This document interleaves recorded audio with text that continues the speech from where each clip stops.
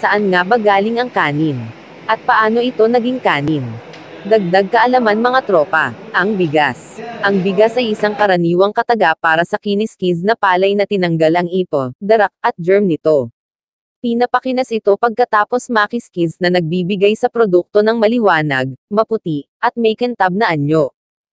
Amang mayroong mga diuretic fiber ang darak nito, mayroong mga bitamina at mineral ang germ nito, at tinanggal ang panlabas na aileron layer nito, isang walang laman na gawgaw lamang ang bigas.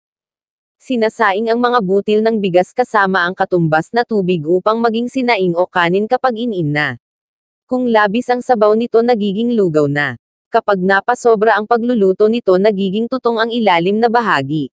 Malimit na niluluto ang mga natirang kanin upang gawing sinangag.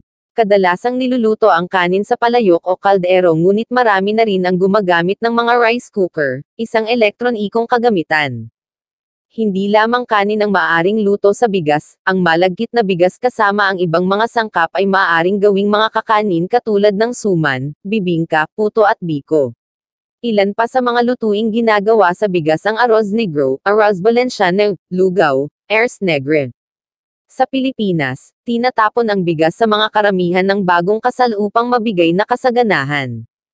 Tungkol sa bigas ang isa sa tanyag na linya sa pelikula ni Fernando Poe Jr. na kapag puno na ang salop noong 1987 kasama si Eddie Garcia. Eddie Garcia, marami ka pang bigas na kakainin. Fernando Poe Jr., di ako kumakain ng bigas. Sinasaing ko muna para maging kanin. Ikaw Judge palay palang kinakain mo na. Kung nagustuhan nyo ang ganitong content huwag kalimutan mag-follow at subscribe sa ating YouTube channel. Shoutout sa mga solid tropa natin dyan. Hanggang sa muli Palem.